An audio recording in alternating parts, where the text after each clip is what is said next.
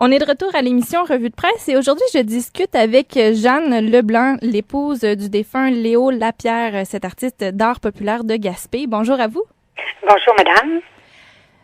Donc, votre mari, qui est maintenant décédé, était un artiste bien connu ici à Gaspé, entre autres pour ses sculptures de bois de plage, ses objets transformés, ses petits automates danseurs également, ses instruments de musique.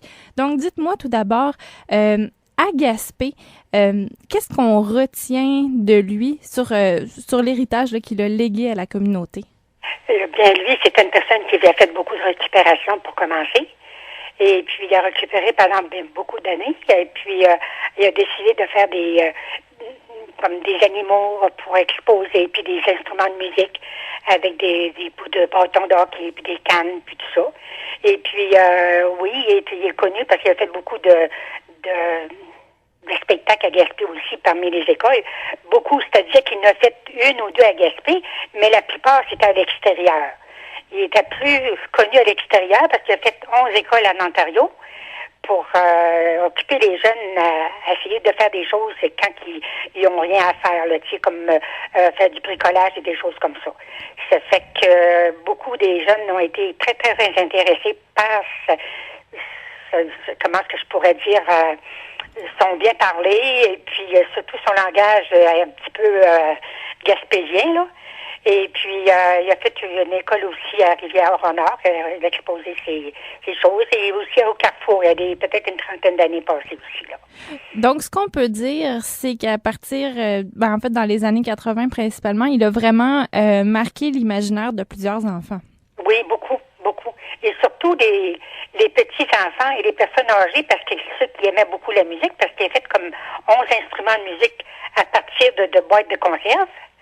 Et le bâton de hockey qu'il mettait pour mettre ses cordes de musique.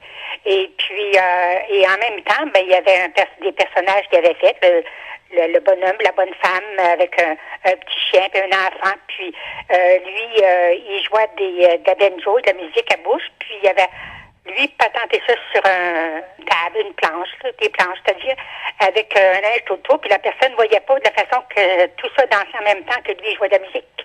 Donc, il avait vraiment fait une petite famille là, d'automates qui dansaient sur la musique, qui jouaient à partir des instruments qu'il avait fabriqués. Ben oui, c'est ça, là. Oui, oui. Exactement. C'est parce que il y avait un petit drummer, et puis il y avait la bonne femme qui dansait, puis le petit chien, lui, était arrangé sur des cordes, puis c'était comique pour les enfants de voir le petit chien danser comme ça, là. C'est rare on voit pas ça naturellement, là. Et puis, il a également fait plusieurs sculptures. Hein. Il métamorphosait des objets en d'autres choses qui étaient complètement étrangers à la vocation initiale de l'objet. Je pense entre autres à une baignoire qu'il avait transformée en oiseau. Oui. Donc, il faisait ça. Et il récoltait également le bois sur les plages. Hein. Qu'est-ce qu'il faisait avec le bois de plage? Ben, lui, il voyait toujours un animal dans ça, là. Ça pouvait être un oiseau. Il faisait juste prendre son crayon et puis dessiner un œil. Automatiquement, tu voyais soit une corneille. Il y avait toujours un animal, tu sais, une sorte d'oiseau bizarre aussi, là. Et puis, toutes sortes de bonhommes qu'il pouvait avoir. Ça pouvait être une corneille, n'importe quoi que lui, il voyait. Puis nous autres, en regardant, non. Mais lui, en parlant, en rajoutant un petit œil ou quoi que ce soit, ben automatiquement, c'est ce qu'il disait. C'était ça. Donc, lui, il avait un local dans lequel il mettait toutes ses œuvres, des œuvres d'ailleurs qu'il ne vendait pas, hein?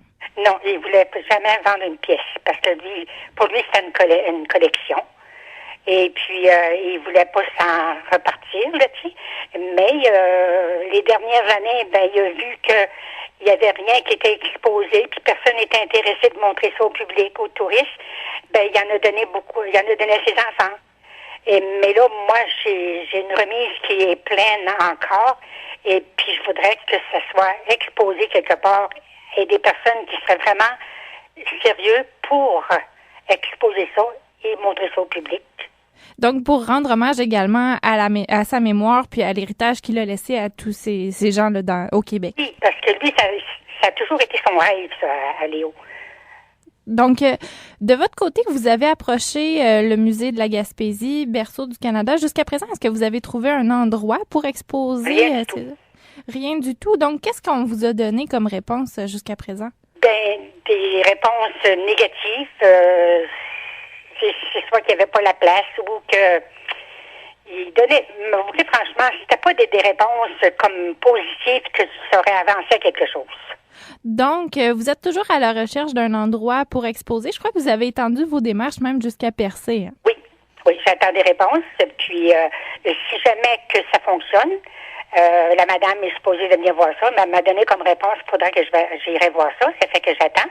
Et puis, si jamais que ça fonctionne bien là, à ce moment-là, moi, je donnerai tout à Percé. Et puis, eux autres, ils pourront exposer ça dans une vieille école ou une vieille bâtisse pour que les gens voient ça. Là. Parce que je suis sûre qu'aujourd'hui, il y a des gens de Ontario qui sont rendus à quarantaine d'années. Ils étaient tout jeunes quand ils ont vu ça. Puis ça peut arriver qu'il y ait des gens qui voient ça. Là. Oui, puis d'ailleurs, il sera jamais trop tard non plus pour découvrir l'artiste qui était Léo Lapierre. Non, ça c'est certain, là, parce que j'ai beaucoup d'archives là, qui pourraient être exposées. Et puis en plus, j'ai beaucoup de CD, de cassettes qui pourraient être vues sur des écrans, là. Des grands écrans là, que les gens pourraient passer puis voir ça. Puis en plus, j'ai beaucoup dans les journaux, quand il a passé dans les années 80, il a fait une exposition. Il a joué de la musique à Montjoly aussi.